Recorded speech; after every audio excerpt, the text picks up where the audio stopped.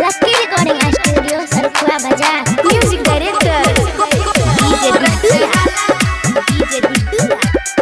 भोलिया मोर होई वक्त आई जते मजा ए हो डीजे पर नाचल छौरी करे छे हल्ला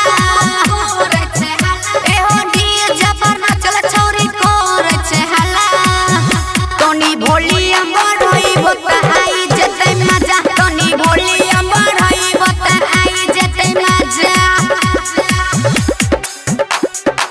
आई जते मजा। म्यूजिक डायरेक्टर तोनी भोलिया मोर होई वक्त डीजे बिट्टू। भोलिया मोर होई वक्त आई जते नाचे में छौरी भोले कम भेलै हो नाचत नाचत घमे गम भेलै हो ए हो नाचत नाचत घमे